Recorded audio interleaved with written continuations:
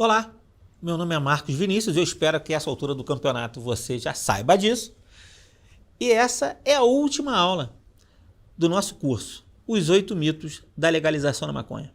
E eu não tenho dúvida, senhores, essa é a aula mais esperada. Essa aula eu vou falar sobre encarceramento em massa, vou falar de guerra às drogas, vou falar sobre as experiências nos demais países, né, que legalizaram e que vendem essa ideia como algo que deu certo. E depois, para fechar, a gente vai responder uma pergunta: será que existe outro caminho para tratar desse tema?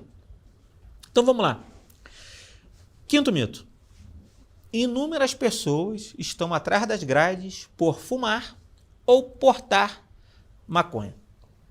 A gente já viu que quando a gente vai lá na primeira aula, quando fala da história da maconha, uma das primeiras narrativas que foram colocadas foi exatamente essa, que a guerra às drogas ela levava a uma falência, né, do tecido social, principalmente com encarceramento em massa.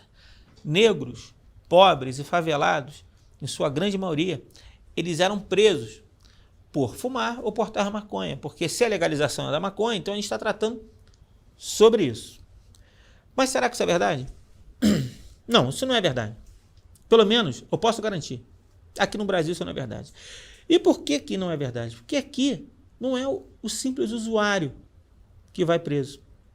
Para uma pessoa ser considerada, né, um usuário ou ser considerado um traficante, o que a gente leva em conta pela nossa lei? A quantidade apreendida, o local, as condições em que foi desenvolveu a ação, as circunstâncias sociais e pessoais, se eles estão com outras drogas, se eles estão com armas, se estão com rádios, comunicadores, se estão associados a outras pessoas, além, né, dos famosos antecedentes. Portanto, aqui não é simplesmente a pessoa que está portando uma droga, a maconha, ou fumando uma droga, que é a maconha especificamente aqui, que vai presa. Não, ela vai ser considerada traficante nessa análise global de todas as demais circunstâncias em torno. O lobby da maconha quer colocar uma quantidade específica. Por exemplo, 50 gramas é considerado usuário. Por que eles querem fazer isso? Porque aí você bota vários aviãozinhos com 50 gramas. Todos vão ser considerados usuários. E o que acontece com o usuário aqui? Ele é preso, o usuário? É crime, não é crime? Aqui a gente não descriminalizou. É crime. Mas esse crime, qual é a pena desse crime aqui? A gente já viu que não é simples, já começa por aí. Não é o usuário que vai preso. Que vai preso é o traficante. Mas o usuário, é crime? É. Mas sabe quais são as penas aqui no Brasil para quem é usuário? Advertência, prestação de serviços à comunidade ou medida educativa. Não tem penas de prisão. Não tem. Quando eu falei, se eu não me engano, foi o Keith Stroup que falou lá na primeira aula, que o objetivo dele? Trincheira por trincheira. O primeiro não era a legalização. Era você fazer a descriminalização, que tem a diferença. Uma coisa é você tornar legal, aí você cria todo um comércio, toda uma indústria. Outra coisa é descriminalizar. Você não legaliza, mas ao mesmo tempo você não pune a pessoa que usa. E ele falou, gente, então ao invés de legalizar, que é mais difícil, a gente descriminaliza ou torna a punição do crime tão pequena, mas tão pequena, que na prática é uma descriminalização. E o que acontece no Brasil, senhores? É exatamente isso. Adotando essa tática que foi desenvolvida não agora, mas na década de 70, por pessoas com viés ideológico, que queriam legalizar essa droga. O Brasil, a gente pode falar com tranquilidade que é uma descriminalização tácita. É crime na teoria? É, mas na prática tem pena de prisão? Não tem. Portanto, o cara que hoje é pego fumando e portando maconha, ele não sofre punição nenhuma. O que significa que aqui a gente não pode falar que há um encarceramento em massa pela pessoa fumar ou portar maconha. O que a gente tem que trabalhar aqui é a questão de superpopulação carcerária e encarceramento em massa. Encarceramento em massa. Mas vamos falar de encarceramento em massa? Há um viés ideológico aqui no Brasil, ele costuma falar que nós, lá em 2017, nós tínhamos 720 mil presos no Brasil, de pessoas encarceradas. O Brasil seria, então, a terceira maior população carcerária do mundo ficando só atrás dos Estados Unidos e da China, sendo que nós somos o 5º maior país do mundo. Portanto, carceramento em massa, negros pobres e favelados presos, nós somos a 3ª maior população carcerária do mundo. Mas agora vamos estudar esses números. Eles pegaram esses números de onde? Eles pegaram esse número do Infopem, que é um dado, é uma base de dados do Ministério, do Ministério da Justiça, se não me engano, do Ministério da Justiça, que eles levam em conta para considerar o número de pessoas presas, o número de quentinhas que são vendidas para os presídios. Mas o que acontece? Nesses contratos, né, da quentinha, geralmente eles superfaturam isso, botam um número maior de quentinhas para o presídio, fazendo que, na verdade, no fundo, esse número não seja real. Então você tem muito mais números de quentinhas vendidas do que presos. E já tem vários indícios, né, de fraude e corrupção de vendas de quentinha, é só você pesquisar. Então esse dado não é confiável. E eles falam 720 mil. Então qual é o melhor dado para a gente levar em consideração? É outro. E outra coisa, esses 720 mil, eles não diferenciam o regime fechado, o semiaberto e o aberto. Eles botam tudo, quando na verdade, quando falam em pessoas presas, é regime fechado. É regime fechado. Mas qual seria então o número que a gente deve levar em consideração? A gente primeiro tira o Infopem e você vai estudar, para ser mais confiável, os dados do Conselho Nacional do Ministério Público. A gente pegando os dados do Conselho Nacional do Ministério Público, a gente pode ter um número mais confiável. E mais, além disso, você vai contar só apenas as pessoas com regime fechado, que estão efetivamente presas, porque essas estão encarceradas, as outras não estão encarceradas, mas os presos provisórios. Eu vou considerar isso, tá? Mesmo sabendo que nos presos provisórios, existem vários presos provisórios que efetivamente também não estão presos. Mas vamos pegar regime fechado com que estão presos, são presos provisórios. Se você juntar esses dados do Conselho Nacional do Ministério Público, junto com os presos efetivos, que são esses dois que eu falei, você sabe qual é a população carcerária? Não são 720 mil, são 456 mil. Então, no fundo, quem está preso no Brasil são 456 mil pessoas. Isso são dados de 2017, não são 720 mil. Mas eles não vão falar isso para você. E se a gente considerar esse número real, você sabe qual é a colocação do Brasil em número de população carcerária? Nós somos os 60. Nós não somos o 3º. Nós somos 60, 60º. Então, existe encarceramento em massa no Brasil? Não existe, senhores. E eles vêm fazendo cada vez mais despenalizando, com esse pretexto de encarceramento em massa. Então, eu posso garantir para vocês, se a gente for comparar na América do Sul são 13 países. O Brasil é o 8º que prende mais. A gente não prende muito. Não existe encarceramento em massa. Ah, prende muita gente que fuma maconha. Isso é mentira. Primeiro que a gente não prende o usuário. Sabe o que a gente vai prender? A gente prende aquele que está associado ao tráfico. A gente prende aquele que vende não só maconha, mas cocaína, crack, aquele que está com fuzil, aquele que está com rádio. Se você for pesquisar, já tem outros crimes. Tem roubo, tem latrocínio. Roubo de carga, então, várias desses grupos de tráfico, eles fazem roubo de carga. Então, o cara que é preso é o traficante, não é o usuário. Portanto, o usuário aqui não vai preso e a gente não tem encarceramento em massa. Tá bom? E a gente não pode confundir encarceramento em massa com superpopulação carcerária. Por quê? O que é superpopulação carcerária? Significa que em determinado espaço tem muita gente. Então, uma superpopulação que está dentro daquele cárcere. O que isso daqui é superpopulação. O que é encarceramento em massa? É um número desproporcional de pessoas presas sem motivo razoável. A gente já viu que motivo razoável as pessoas têm para estarem presas. E o Brasil é um país que não pune. E aí você vê aqui superpopulação carcerária porque não tem presídio.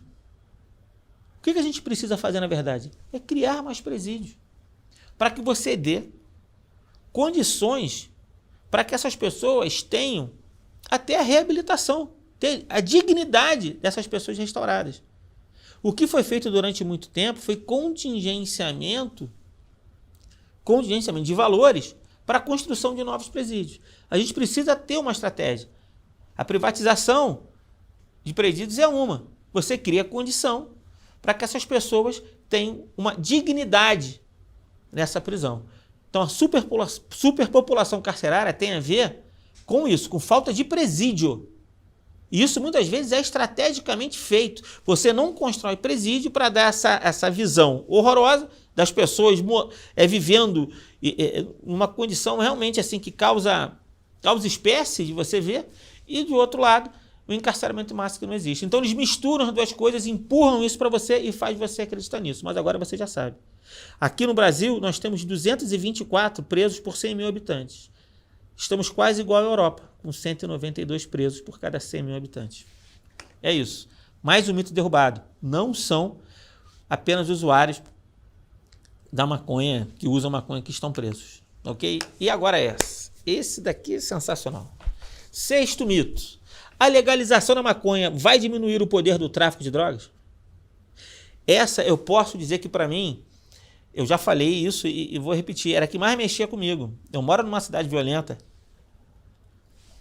Eu já perdi amigos muito próximos para a violência urbana. Não dá nem para imaginar essa dor que é perder seus amigos por causa de uma guerra insana. E por isso esse argumento, ele sempre mexe. Porque você chega uma hora e fala, cara, se for para não morrer pessoas, a gente legaliza. Mas isso não acontece depois que você estuda. Então, legalizando a maconha, isso vai diminuir o poder do tráfico? Vai diminuir o poder do tráfico, diminuindo a violência? Não. Por quê? Vamos lá. Porque a legalização da maconha não vai atingir cocaína, não vai atingir o crack, não vai atingir a heroína, não vai atingir as outras drogas. E, portanto, o tráfico vai continuar vendendo as drogas, inclusive a maconha. Ele não vai tirar do catálogo a maconha simplesmente porque ela foi legalizada. Ela vai continuar vendendo a maconha. A maconha ela representa entre 15% e 25% das receitas obtidas de grupos de tráfico de drogas. Isso é pouco, eles têm outras receitas. Vamos lá. Outra, porque a legalização só permite a venda para maiores de idade e moradores do local onde foi legalizado. Sendo assim, menores e turistas continuarão comprando no tráfico. A gente já viu que a idade que as pessoas começam a consumir a maconha, a idade que elas começam a consumir é 14 anos. Não adianta você legalizar para 18 anos. Você diminui a percepção de risco, vai aumentar o número de usuários, aumenta a oferta, aumenta a propaganda, você vai aumentar a quantidade de jovens entrando na maconha, comprando com quem? Com o traficante. Então, não dá certo. E o turista? O turista ele vai para o local para fumar maconha, chega lá, não é vendido, ele vai comprar com quem? Com o traficante. E sempre, quando você legaliza, você estabelece limites. E se a pessoa quiser comprar mais, ela vai comprar com quem?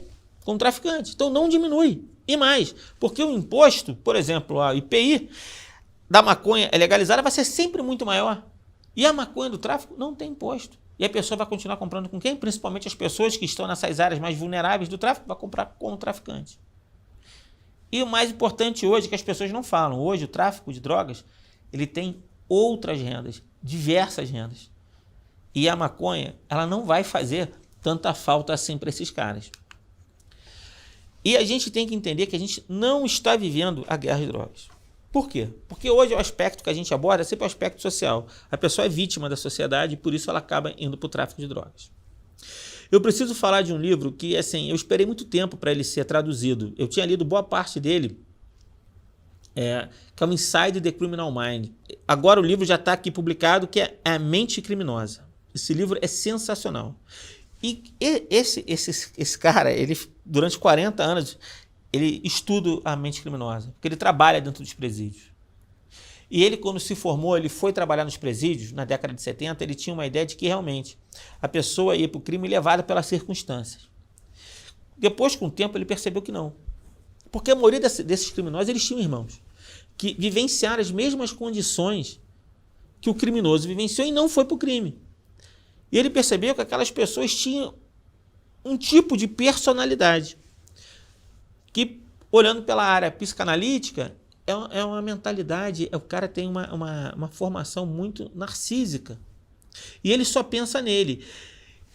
Então, ele falou, cara, o cara comete crime não é porque ele está numa condição ruim, não, financeira, ou foi empurrado por isso, não. Ele comete crime porque ele quer. Porque ele tem um tipo de personalidade que faz com que ele não se importe em cometer crime. E isso não tem nada a ver com classe social, isso não tem nada a ver com o local onde ele mora e nem a família que ele viveu. Porque o cara é assim. E quais são as condições que ele chegou à conclusão que se a pessoa tem essa personalidade, ele vai cometer crime? Eu estou falando de alguém que está 40 anos convivendo com criminosos. Lá, convive com o cara, trata do cara. Trata do cara. Não é o cara que fica, não, é tudo uma questão social. Ele falou, primeiro, o criminoso, essa personalidade, o criminoso não pensa no dano que ele vai cometer ao terceiro. Ele não tem peso na consciência. Eu já ouvi criminoso falar, eu matei, é minha profissão, o cara não tinha que reagir. É minha profissão, o cara não tinha que reagir. Ele vai e mata. Quantas vezes a gente vê vídeo na internet do criminoso sendo frio, matando a pessoa sem... Não tinha porquê que matar a pessoa, mas o cara mata. O cara não tem peso na consciência. Por quê? O cara acredita. Quem fez esse estudo foi esse cara, que é especialista nisso, nesse livro A Mente Criminosa. Ele falou que o cara... ele se acha vítima das circunstâncias. E o que acontece? A gente tem todo um aparato institucional que reforça isso. Ele fala isso logo na introdução do livro. No criminoso falava, né? Vocês agora estão me dando motivo para assaltar. Eu não tinha, agora eu tenho. Você coloca o cara como vítima. Esse cara, ele acha que ele merece as coisas. E como ele não tem, ele vai lá e pega. Aí você vai ver que tem pessoa que fala que existe uma lógica no cometimento do crime. O cara vai lá e pega. O Estado não me dá, não me deu condições, não me deu estudo, eu vou lá e tomo de você a força. Mas observe, esse mesmo cara tem um irmão que não faz isso. Esse tem um amiguinho criado junto que não faz isso, mas ele faz. Por quê? A personalidade do cara é essa. Ele não se sente obrigado a agir de maneira consciente e responsável com o outro, não tem a menor empatia com o próximo, e ele tem a capacidade de ignorar o medo na hora que ele comete o crime. Então, quando junta tudo isso, você está na frente de um criminoso. Mas ele fala que tem jeito, ele trata as pessoas, né? Ele cuida dessas pessoas, e ele tem condição de reabilitar, mas não é através da vitimização. Esse livro, claro que eu não vou tratar esse tema todo aqui, mas é para mostrar que quando a gente fala em vítima da sociedade, ele fala assim, cara, não é bem assim. E a gente está falando de uma pessoa que trabalha com isso. E junto com isso, aí tem uma parte que eu acho muito interessante, é o estudo do Gary Becker. Esse é um economista ganhador do Prêmio Nobel da Escola de Chicago, em que ele tem outro aspecto que eu acredito muito, que é a teoria da escolha racional. O cara comete o crime porque ele faz um balanço. Retorno líquido do crime com a punição esperada. Então, se eu não vou ser punido e o retorno líquido vale a pena, se eu tenho aquela mentalidade criminosa, eu que juntei essas duas teorias e falei, cara, é isso. O cara tem uma mentalidade criminosa. Beleza? O cara tem. Então o cara tem uma predisposição. Se o meio... Aí entra o meio. Se o meio ambiente facilita e incentiva isso, o retorno é quase certo. 92% dos crimes não são solucionados. Eu vou lá e cometo crime. E ele falou isso, que a gente tem que fazer essa relação entre o retorno líquido do crime e a punição esperada. E o cara vai ver, é o custo-benefício. O que vale mais a pena? Portanto, a repressão não é só a repressão, mas tirar a repressão da equação e colocar tudo na vitimização, como se a pessoa não tivesse livre-arbítrio para escolher o que ele vai fazer. Claro que a pessoa tem livre-arbítrio. Portanto, essas duas junções faz com que uma teoria tenha dado certo. É a teoria da janela quebrada, que o Rudolf Giuliani colocou em Nova York. E o que ele fez? Ele falou, cara, Nova York, na década de 80, cara, na década de 90, o índice de crimes era altíssimo. E o cara, através dessa teoria de janela quebrada. Que teoria é essa? Você passa numa rua, essa rua não tem janela quebrada nenhuma. Daqui a pouco tu quebra uma, ninguém faz nada, ninguém troca. Aí o outro vai e fura o pneu de um carro. Aí o outro vai e arromba uma porta, ninguém faz nada. Se ninguém faz nada, o cara vai vendo que ninguém está respondendo, eu posso fazer o que eu quero, daqui a pouco aquela rua está toda arrebentada. Então, o que tem que ser feito? No primeiro indício de crime, você vai lá e combate o crime. E os Estados Unidos começou a combater crimes aparentemente inofensivos. Por exemplo, pular a roleta do metrô. Tinham lá policiais à paisana, quando o cara pulava, o cara pegava e o cara respondia por crime. E era penado. E aí eles aumentaram, mudaram a polícia, tiveram várias mudanças. A principal cultura que mudou foi essa. A gente não vai despenalizar tudo e só vai penalizar o crime mais grave. A gente vai fazer o contrário. Porque se o cara vai cometendo crime e não vai sendo punido, ele vai subindo o tom. É só você estudar, conversa com o promotor público. Pega a ficha da pessoa que comete crime reiteradamente, até cometer um crime muito grave. Você vai ver essa pessoa, te garanto que 90% das vezes ela vai ter começado com crimes menores. Se ela tivesse sido pega ali, o retorno líquido não seria esperado, ela poderia ter sido, sim, resgatada pelo Estado, o Estado poderia ter ajudado a reeducar essa pessoa, mas não pune até ela matar alguém. É isso que acontece. Aquele livro Bando de Idolatria e Democídio fala sobre isso. Fala que a pessoa, o começo do livro fala sobre isso, fala que quando a pessoa que comete o crime, foi um crime que aconteceu no Rio Grande do Sul, você vai ver que a ficha criminal da pessoa é gigante e o Estado não fez nada. Por quê? A gente não usa a teoria de janela quebrada, a gente usa o inverso, a gente não pune nunca. E quando vai ver, o cara mata alguém. E acredita que não vai ser pego. E quando é pego, fica pouco tempo preso. Que sociedade é essa? Como que isso vai dar certo? Quando você não dá responsabilidade para as pessoas. Então, a gente tem que tirar isso daí. Mas por que eles insistem nesse discurso? Porque a droga ela acaba financiando um determinado viés político. E financiando tanto de maneira legal quanto de maneira ilegal. Por exemplo, se o meu viés político é a favor da droga, esse lobby financeiro, que é muito grande, como eu já falei, vai financiar a campanha de quem? A minha campanha vai financiar quais projetos? O meu projeto, eu vou chegar onde? No poder. De maneira legal. De maneira legal.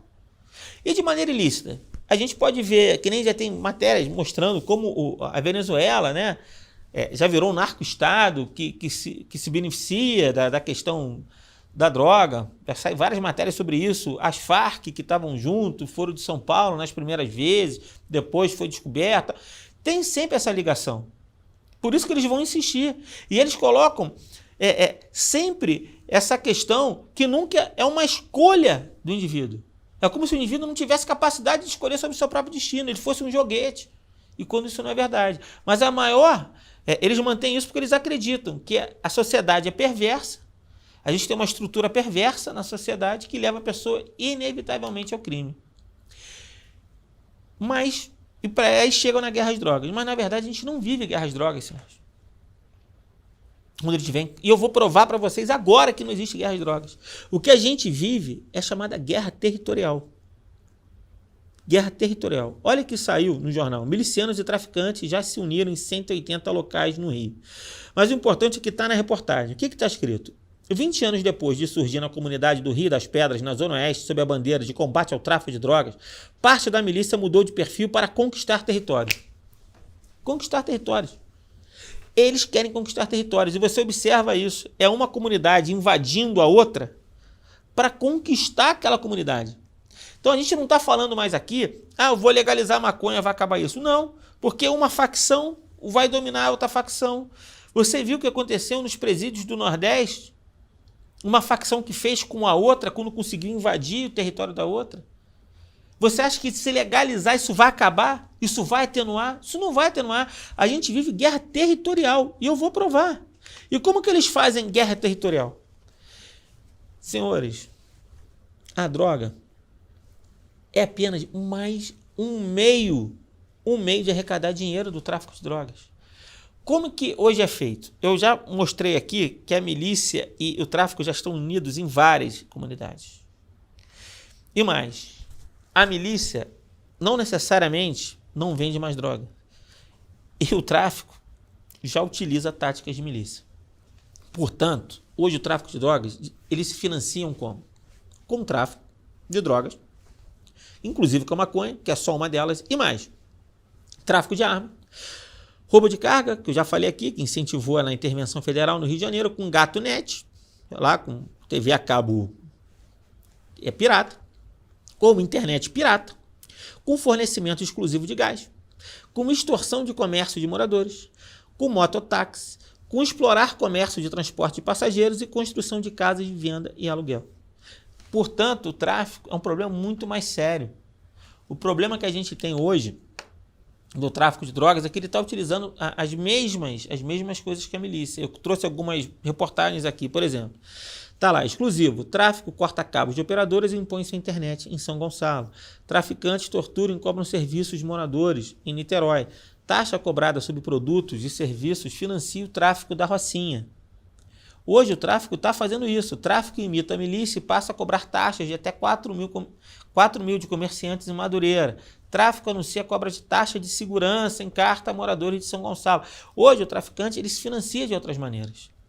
Portanto, não adianta achar que se legalizar a maconha, você vai acabar com essa guerra entre facções, porque hoje a facção ela não ganha dinheiro só com droga, é uma disputa de territorial, uma disputa de território, essa é a realidade. Então, se você legaliza a droga, a maconha, e diminui a arrecadação, o que vai acontecer? Eles vão querer compensar essa perda de arrecadação com o quê? Com mais guerra entre eles e forçando a comunidade local a pagar outros serviços. Isso diminui a arrecadação. E se você aumenta a arrecadação do tráfico, você simplesmente está armando cada vez mais esse tráfico que oprime, eles sim oprimem a comunidade. Eles sim oprimem aquela comunidade. Então, qual é o caminho, senhores? Eu acredito que o caminho é acabar com essa política reativa que a gente tem de entrar dentro de uma comunidade, trocar tiro e ir embora. A gente precisa ocupar territórios. Se a guerra é territorial, a gente tem que ocupar esses territórios.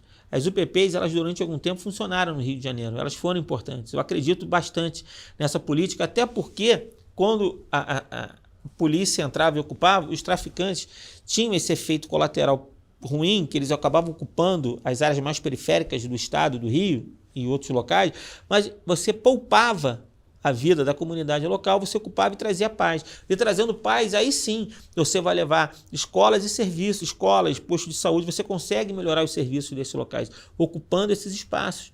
Não pense que colocar escolas, mais escolas boas dentro da comunidade vai resolver esse problema, porque essa pessoa vai continuar, porque ela está lá para status, para poder, por ter dinheiro. Ela tem essa personalidade que ela quer estar lá. Não adianta você dar condições materiais, ela vai continuar fazendo isso. Então você precisa ocupar esse território, porque a nossa guerra é territorial. E assim você evita as mortes desnecessárias. E além disso, você tem que sufocar financeiramente os grandes barões das drogas, que são as pessoas que ganham efetivamente dinheiro, e trabalhar nas fronteiras, nas nossas fronteiras secas, quanto nos nossos mares, nos nossos rios, para sufocar e cada vez reprimir mais o tráfico de drogas e evitando assim a morte de pessoas inocentes. Eu acredito que esse é o trabalho e a gente tem que trabalhar esses 3 pilares então, a prevenção com a educação, isso que eu estou tentando fazer aqui, informar vocês sobre um determinado aspecto desse assunto, trabalhar sim com a repressão para que a gente diminua o índice de violência que a gente sofre na nossa sociedade e sim com a nossa reabilitação para aquela pessoa que é presa. Ela tem condição de se reabilitar? Se ela quiser, ela tem. Esse é o aspecto. Porque a nossa verdadeira guerra, senhores, é contra a impunidade. Hoje, o Rio de Janeiro, os seus maiores problemas não são só o tráfico de drogas. A gente tem problema com tráfico, a gente tem problema com milícia. Isso no Brasil, de maneira geral. A gente tem muito problema com o roubo e principalmente com a corrupção. A corrupção, ela vai acabando com todas as estruturas. Isso sim, a gente tem que tratar disso e mudar as nossas leis para que elas fiquem mais severas. Por que eu falo? Nunca foi uma questão de guerra às drogas, sempre foi uma guerra de poder. As drogas levam as pessoas aos poderes. Então, quando você legaliza a droga, quando você tem um viés que favorece porque é muito dinheiro, você está favorecendo um projeto de poder. Eu mostro aqui a reportagem que saiu na Veja. Nicolás Maduro é acusado de tráfico de drogas pelos Estados Unidos. E a reportagem mostra que a Venezuela já está tão sufocada, ela está tão sufocada que o Nicolás Maduro está fazendo uso da droga porque está dinheiro para se manter no poder e ela faz negócio, inclusive, com as Farc. Observa que essa questão da droga, ela tem um projeto político, um projeto de poder. E quando eu digo que a legalização da maconha é só mais um passo para legalizar maconha medicinal, maconha recreativa, cocaína e as outras drogas. O Pepe Mujica, o ex-presidente uruguaio, falou pouco tempo atrás, numa reportagem, ele foi claro, ele falou que já está na hora da gente pensar na legalização da cocaína. Se lembra que lá atrás foi a mesma coisa? A maconha e depois a cocaína? E quando perceberam que da maconha para a cocaína deram uma freada, só que agora tem questão da maconha medicinal, mas a gente tem que se ligar para legalizar tudo. E você acha que isso acabou por aí? Na ONU, tem uma reportagem da Veja que diz: a América Latina precisa legalizar as drogas, diz a agência da ONU. E olha que ela falou, essa representante, a mexicana, Bárcena, é o nome dela, que comanda esse braço regional da ONU. Ela falou o seguinte: serei muito provocadora. A legalização das drogas seria boa para quem? Para a América Latina e o Caribe, pelo amor de Deus, porque a ilegalidade é o que está matando as pessoas. Ela fala de guerra às drogas. E é hora de cogitar seriamente legalizar as drogas. Ela fala de todas as drogas. E alguns países, como que está a situação? Você acha que no Brasil vai ser só a maconha? Na Colômbia, eu vou falar de alguns. Colômbia, é permitido portar separadamente até 20 gramas de maconha, 5 de haxixe e 1 grama de cocaína para uso pessoal. Peru, limite para o porte pessoal do êxtase é de 250 miligramas de cocaína até 2 gramas, para refinada ou 5, se for em pasta. Já a quantidade da maconha aceitável para o uso pessoal é de 8 gramas. Vamos outros aqui. Holanda, tolerância para todas as drogas. México, carregar até 5 gramas de maconha, meio grama de cocaína, 50 miligramas de heroína ou uma pílula de êxtase, separadamente. Se passar por 3 apreensões, a pessoa é obrigada a se tratar. Mas a verdade é que agora o governo mexicano já está trabalhando, já foi aprovado no Senado recentemente, no final de 2020, a legalização da maconha. Então acredito que lá também vai ser fácil, porque todo esse viés ideológico está no comando no México. Então ele deve passar, porque eles acreditam que vai ter, com essa legalização da maconha, eles vão conseguir arrecadar dinheiro e combater a guerra às drogas. É o que eles sempre falam, guerra às drogas.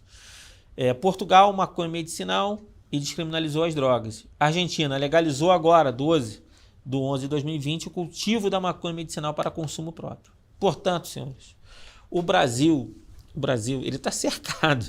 Ele está cercado. E não pensa que vai acabar com a legalização da maconha. A legalização da maconha é a primeira. Vocês querem ver? O STF está tendo um julgamento sobre a constitucionalidade do artigo 28 da Lei de Drogas. E o Gilmar Mendes, por exemplo, está suspenso o processo. O Gilmar Mendes já falou que por ele, esse artigo é inconstitucional e a pessoa pode portar qualquer droga. Então você vai descriminalizar todas as drogas, se seguir o que o Gilmar Mendes falou. Já Barroso e Fachin falam que ele é inconstitucional sobre a questão do porte da maconha com a droga mais leve. Mas observe, o STF está legislando, né? Eu acho que isso tem que ser devolvido para que o Congresso trabalhe esse tema. Mas isso está muito perto de acontecer. Daqui a pouco vai ser descriminalizada a maconha e daqui a pouco todas as drogas. Senhores, o projeto está a todo vapor. E você vê que é um negócio absurdo. Eu assisti na Globo News, que é a reportagem aí, um analista que afirma que os bandidos compram fuzis por causa da polícia. É sério, cara. Não, estou falando sério. Analista Silvia Ramos, cientista política do Centro de Estudos de Segurança e Cidadania da Universidade Cândido Mendes, afirma que traficantes são jovens do varejo do tráfico e que os bandidos compram fuzis por causa da polícia. Ela fala o seguinte: o responsável pela expansão da violência são as políticas de segurança, que acabam estimulando os criminosos a comprarem mais fuzis para combater os fuzis das forças policiais. Então o traficante ele só compra fuzil porque ele tem que combater a polícia. Não é porque ele está querendo dominar aquele território, não. Não é porque ele tem que se defender do traficante, não. É porque a culpa é da polícia.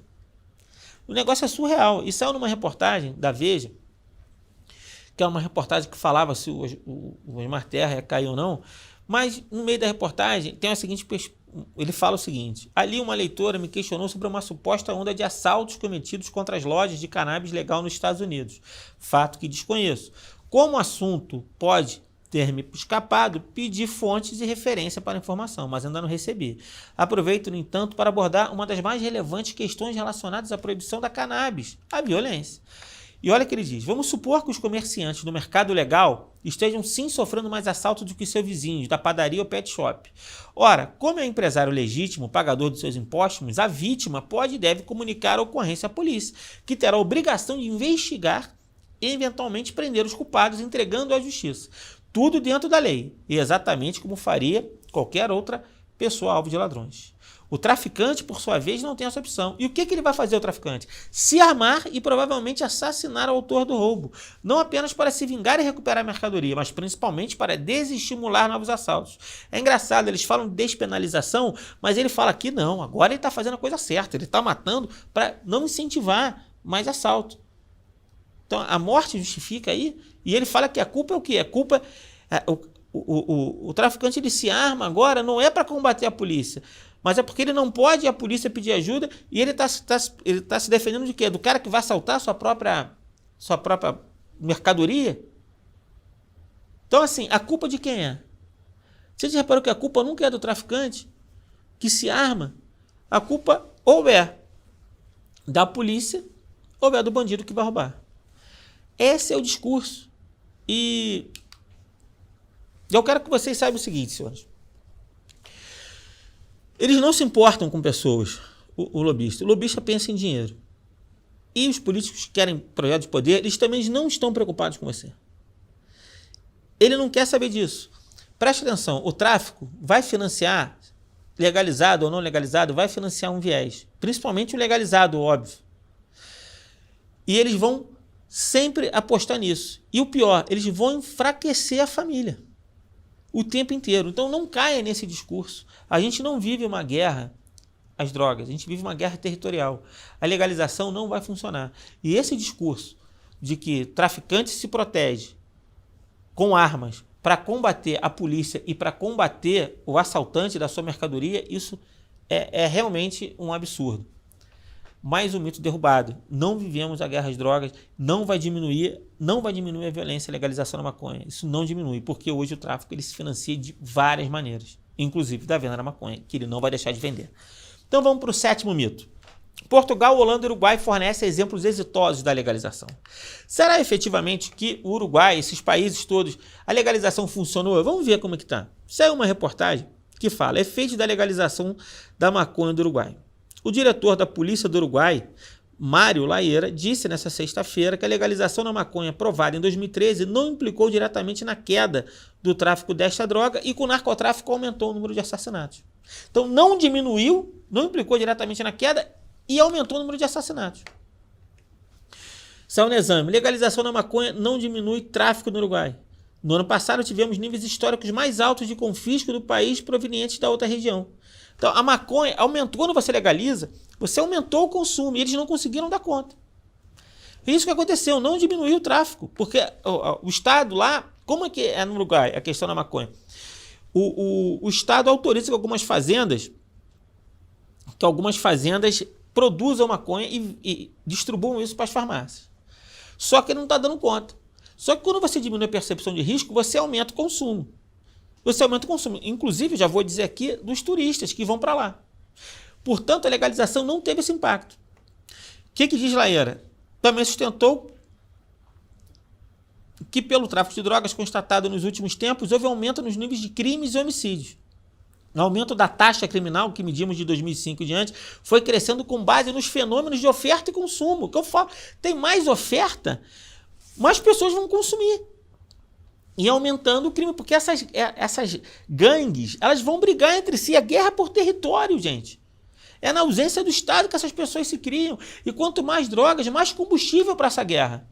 E a maconha legalizada do Uruguai chega ao tráfico e a turistas. O governo reage. Eles chamaram de mercado cinza. O que é mercado cinza? Tem o mercado negro, que é a droga vendida direto. O mercado cinza é essa droga dessas fazendas que estão sendo desviadas para o tráfico e estão sendo vendidas pelo tráfico de drogas. Esse é o mercado cinza. E o governo não sabe o que fazer. Além disso, a quantidade de turista que está indo para o Uruguai para consumir é muito grande. E a droga lá é proibida para turista. Então, qual é a discussão deles agora? Vamos legalizar para os turistas também? Imagina, a coisa só vai piorando. Já saiu no Uruguai, maconha na adolescência, já no Jornal do Comércio, preocupa o governo uruguaio, e saiu no Jornal Gaúcha 0 Hora, aí, que PF relaciona aumento de apreensões da maconha no Rio Grande do Sul à liberação da droga no Uruguai. Por quê? Eles não estão dando conta, mas o consumo aumentou, mais droga para lá. E essa do Uruguai. No Uruguai, maconha entre maiores de 55 anos cresce 229% após a legalização. Aumentou 229% para maiores de 55 anos. Isso é realmente assustador. Assustador. Para a faixa de 35 e 44 anos, 144%. E de 45 a 54, 125%. Então aumenta muito em todas as faixas etárias. Achar que a legalização não vai aumentar é uma ingenuidade. E agora, essa que saiu nessa reportagem financiada pelo SOS, eu botei essa... Tinha até esquecido. O que fala? Exigência de registro, produto insuficiente de baixa qualidade e veto da compra por estrangeiros são criticados no país. O primeiro do mundo a liberar a droga há 6 anos. Então veja, agora, qual é a pressão? Mercado livre. Vamos liberar. Vamos liberar porque já chegou à conclusão que a droga está dizendo aí que é de baixa qualidade, não dá para todo mundo, o estrangeiro não consegue comprar. Então o que tu faz? Abre o mercado. Porque lá é o Estado que comanda, não está dando certo, está aumentando o tráfico de drogas. E aí qual é a solução? Mais droga. A solução é mais droga. Então, no Uruguai não está dando certo. Holanda, coffee shops estão sendo fechados em Amsterdã, saiu na Infomoney. A pressão está sendo muito grande para diminuir os coffee shops, principalmente pelo turismo da droga. A Holanda ela acaba catalisando todas as pessoas que querem fazer o turismo da droga. E isso está afetando o país. O consumo aumenta e o tráfico aumenta também lá. E a política agora para diminuir. Então o objetivo é fechar 1/3 dos coffee shops. Dos 198 que existiam, 30 foram fechados. Principalmente aqueles perto de escola. Outro, Holanda, de paraíso da maconha legal, anarco-estado com tiroteios à luz do dia. Óbvio que a gente está tratando de uma realidade holandesa, não é a realidade de São Paulo, não é Porto Alegre, não é de Belo Horizonte, Rio de Janeiro, Recife, não é isso. Não é isso. É outra realidade. É óbvio que a gente não pode comparar a violência de lá para cá. Mas acontece que a violência lá aumentou muito. E eles estão preocupados. O que diz? A Holanda está se transformando no narco-estado. Estamos de mãos atadas para travar o fenômeno devido à falta de meios. É o policial que está falando isso. Então a Holanda também não está dando certo. Portugal que todo mundo pega como exemplo. Saiu no jornal RTP Notícias, consumo de droga, álcool e tabaco aumenta em Portugal. Isso saiu em 2017. Consumo de droga, álcool e tabaco está aumentando em Portugal, mas o país continua abaixo da média europeia. E o que eles disseram?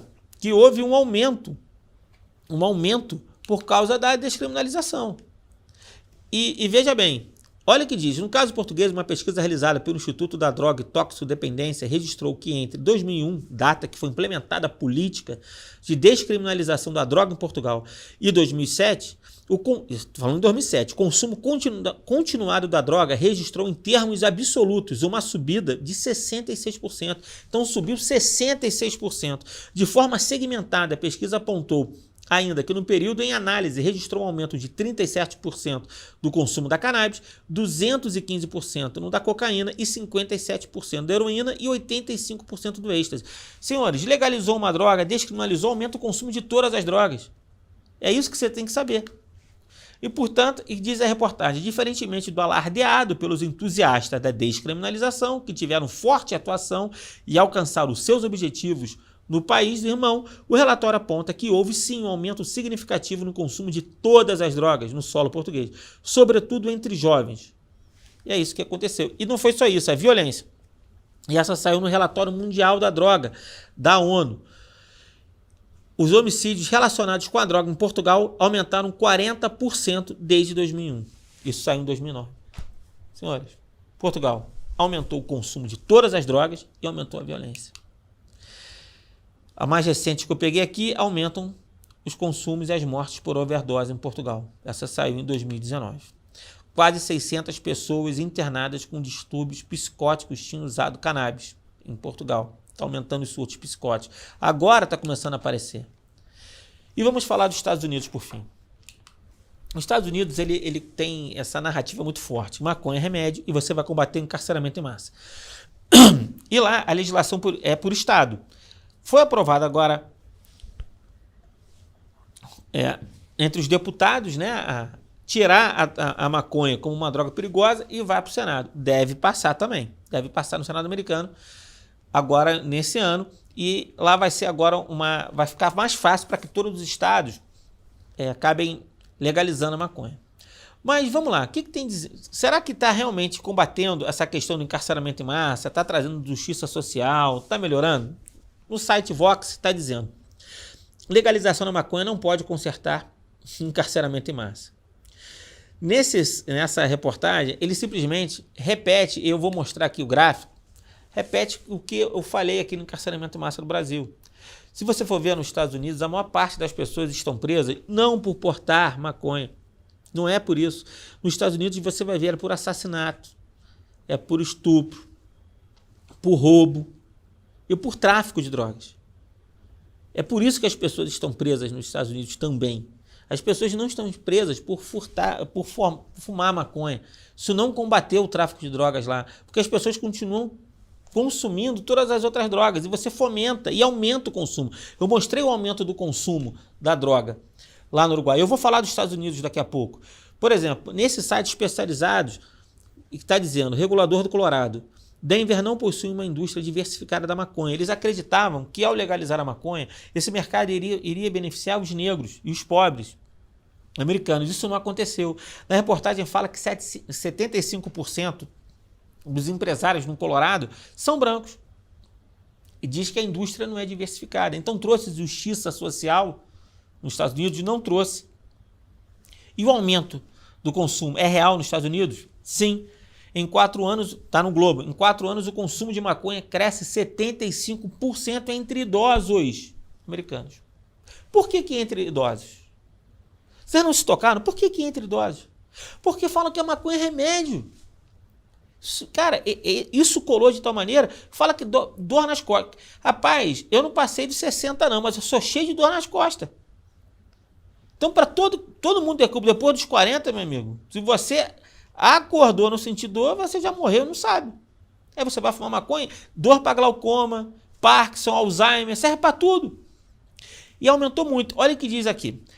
Considere que, nem 10 anos atrás, 0,4% dos adultos com 65 anos ou mais disseram ter usado maconha no ano passado. Agora é 10 vezes maior, chega a 4%. A septuagenária Carol Collin, da Califórnia, contou à CNN que começou em 2018 a comer goma de maconha todas as noites antes de dormir. Estou fazendo isso, ela diz, para dormir e aliviar a dor. E acho, ela não tem certeza, e acho que funciona. Eu não teria feito isso se fosse legal. Então, se não fosse legal, ela não estava se entorpecendo. Porque para dor nas costas, eu já falei aqui que não tem comprovação. Isso, cara. Essa saiu agora, já 3 de dezembro. Com exceção da maconha, a cidade de São Francisco proíbe de fumar em apartamentos. Então, se você mora em São Francisco, você pode fumar maconha dentro do seu apartamento, mas você não pode fumar cigarro. Está proibido, porque a fumaça do cigarro faz muito mal.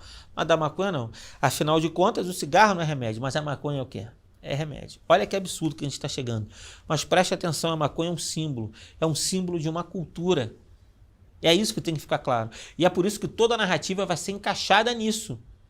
Eles vão falar tudo que é possível para encaixar nessa narrativa de que é remédio, mas no fundo é isso.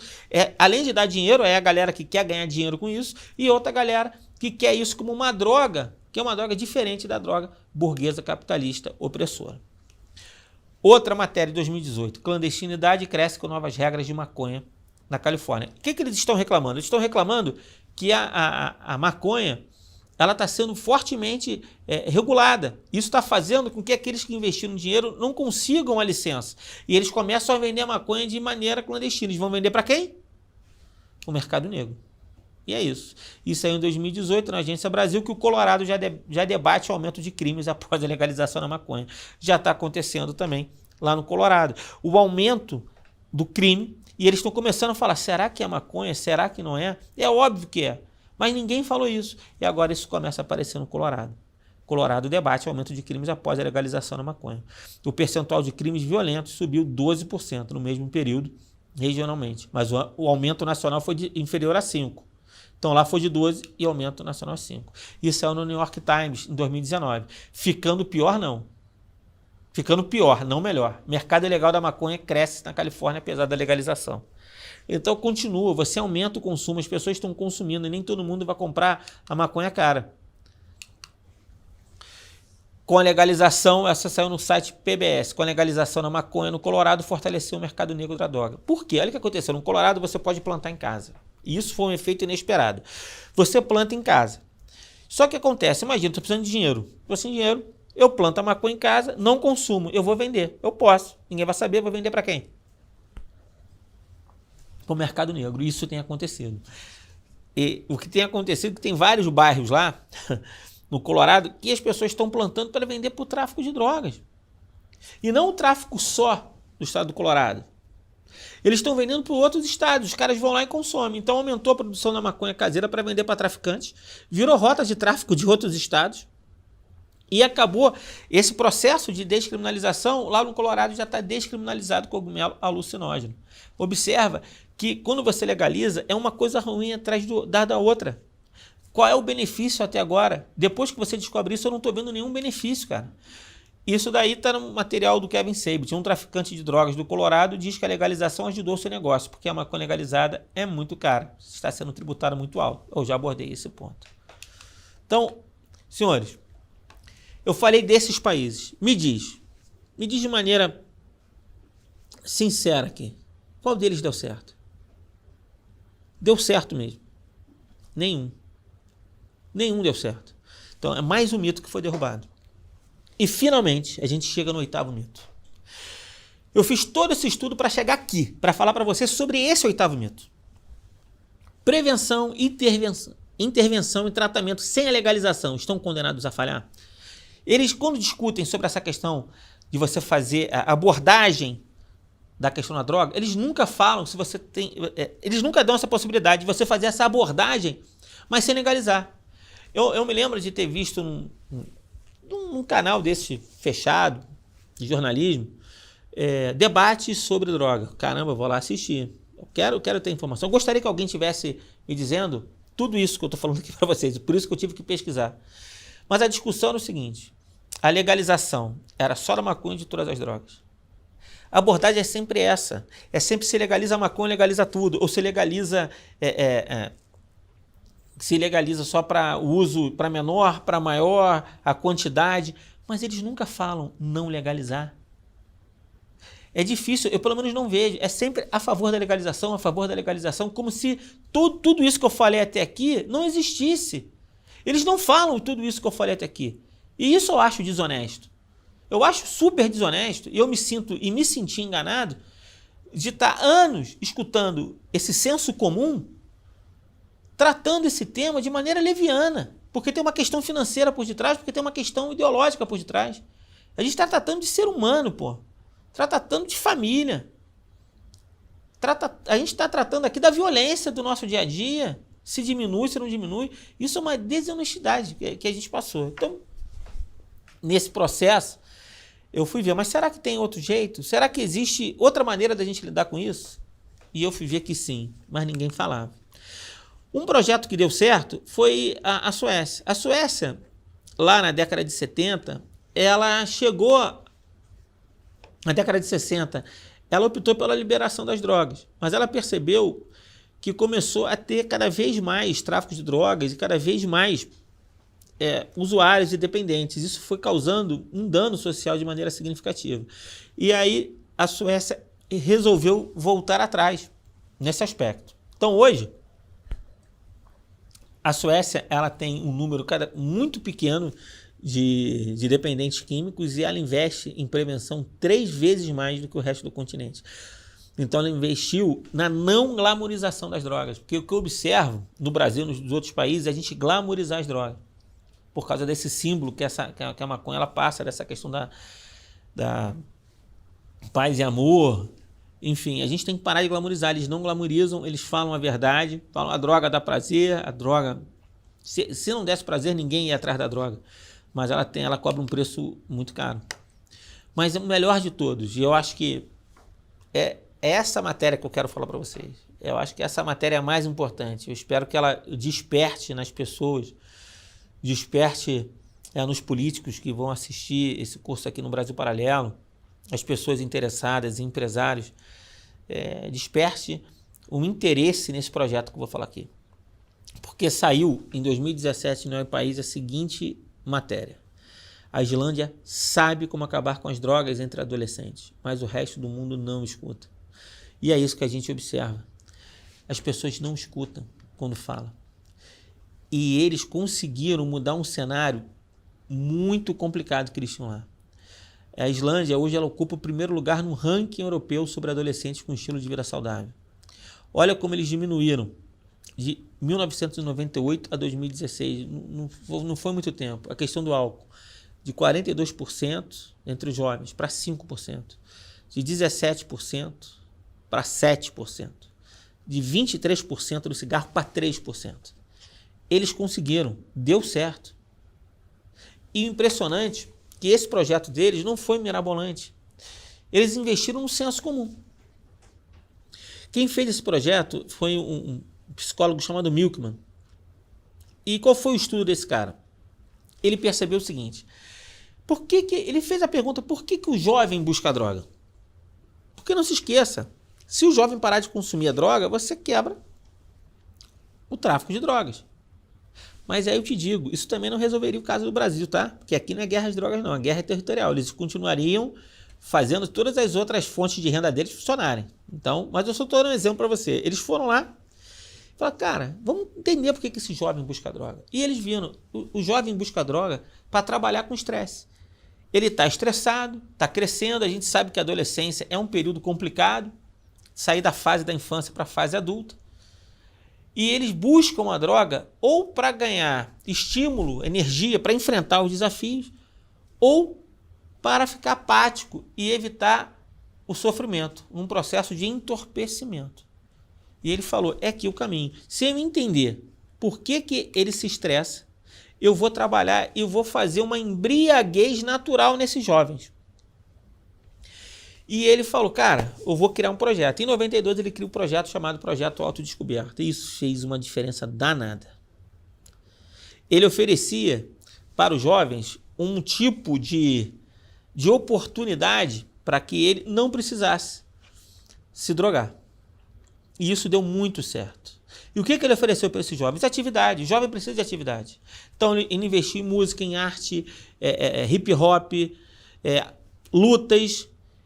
Investiu também na educação dos sentimentos. O jovem tem que saber o que ele está sentindo. E de que maneira ele vai reagir àquilo que ele sente. Ele investiu na educação dos sentimentos. Como lidar com o estresse. Como lidar com a raiva. Como lidar com o abandono. Como lidar com a frustração.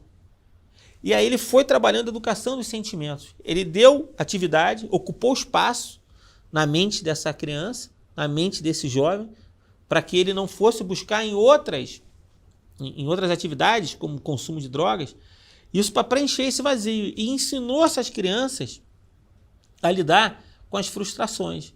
Então a ideia dele foi criar uma geração de adolescentes resilientes, fortes emocionalmente, que compreendendo suas angústias iam melhorar sua autoestima para enfrentar esses desafios. Foi isso que ele fez. E para isso as leis da Islândia precisaram mudar. Penalizou a compra de tabaco. Tu vê, a penalização faz parte, não é a solução, mas faz parte. A gente não pode tirar isso da equação. Penalizou a compra de tabaco por menores de 18 e álcool por maiores de 20, proibiu a publicidade dessas substâncias, reforçou os vínculos entre pais e centros de ensino, aproximou o pai da escola. Isso é importante para o pai saber o que seu filho está fazendo, mediante a organização de mães e de pais. O que eles fizeram também? Insistiram para que seus pais, através dessas palestras, nessa aproximação, convivessem mais tempo com o filho. Não só aquele que o nego chama do tempo de qualidade. Vou ficar meia hora com o meu filho. Não, conviva com o seu filho. Passe tempo com o seu filho. Seu filho precisa do seu apoio. E ajudou esses pais nesse convívio com o filho, para esse filho não ficar abandonado, não ficar entregue. Portanto, houve mudança das leis, um papel importante da escola. A escola aproximou esse pai, ajudou esse pai a se relacionar com esse jovem, ajudou a educar esse jovem, seus sentimentos, para ele ficar mais resiliente, aguentar a pancada da vida, porque viver não é fácil.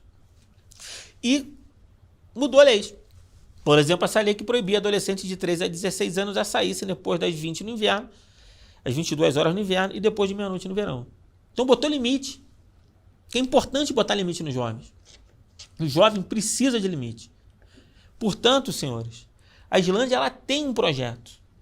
Ela diminuiu os fatores de risco desses jovens e aumentou os fatores de proteção. Maior presença da escola, principalmente uma presença dos pais, ajudou esses pais a como se aproximar e se relacionar com esses filhos, tornou esses jovens mais resilientes e deu atividades para que desse endorfina para esse jovem não precisar da droga. Então eles investiram em quê? Em acolhimento, em empatia, em conscientização, em autoestima, educação de sentimento, esporte, cultura, presença, limite, afeto. E assim ele deu esperança para esse jovem. E olha que em pouco tempo, como essa sociedade mudou. Esse projeto feito por esse psicólogo, ele já está na Coreia, já está na Romênia, já está em Malta, Guiné-Bissau. Ele vai adaptando a realidade e a cultura de cada país. Eu acredito que já está na hora desse projeto estar aqui. Seria importante quem tiver condições, curiosidade, buscar esse projeto Autodescoberta do Milkman. É só jogar lá que vai aparecer, para que a gente conseguisse fazer aqui no Brasil algo parecido para a gente mudar o futuro dos nossos jovens. E no Brasil é possível dar certo um projeto dessa natureza? Sim. A gente já fez algo parecido com o tabagismo. A gente conseguiu diminuir muito o número de tabagistas fazendo essa conscientização, fazendo um trabalho de prevenção, fazendo proibição. A gente proibiu, a gente puniu e oferecendo um tratamento gratuito para quem quisesse largar esse vício. Hoje já tem um aumento de novo no consumo do tabagismo, mas a gente tem condição. No Brasil, ele é exemplo para vários tipos de desafios, né, que ele precisa passar. E nesse nós somos bons. Falta vontade política, falta mudança de mentalidade, falta parar de glamorizar isso. E para que vocês tenham ideia, já chegando no final, em 1964, vocês estão vendo a imagem. O que está dizendo? São mais médicos fumam Camel do que qualquer outro cigarro, em 64. Então os médicos incentivavam o cigarro medicinal, vamos dizer assim, que fazia bem para o pulmão. O que dizia já a Associação Médica Americana? A Associação Médica Americana deixa registrada e reconhece uma relação significativa entre o tabagismo e a incidência de câncer de pulmão, além de outras doenças, e que fumar cigarro é um risco para a saúde. Enquanto diziam que o cigarro não fazia mal, alguma parcela dos médicos, outros já diziam, fazia mal. E hoje? Hoje tem Kit Kat com maconha sendo vendido. E a Associação Médica Americana continua. Cannabis é uma droga perigosa e, como tal, é um problema de saúde pública. A venda da cannabis não deve ser legalizada. Em 64, eles erraram. E agora a gente está em 2021. E eu te pergunto, em quem você vai acreditar? Nos médicos ou nesse cara, esse Justin aqui, que é o fundador do Weed Maps? Que o plano desse cara é se transformar na Philip Morris da atualidade. Porque para esses caras, eu falo desde o início para você, para esses caras, só o dinheiro importa. Então, senhores, estamos chegando no final do nosso curso de quatro aulas. Eu sei que eu falei muito, joguei muitas informações para vocês, mas eu acho que foi importante. Eu acredito que vocês chegaram agora no final com a certeza absoluta de que a legalização da maconha ela não é tão simples assim. E com a certeza que te negaram muitas informações. Eu não vou aqui falar, muda de posição. Não, eu quero que você reflita melhor sobre esse assunto. Eu dei minha posição.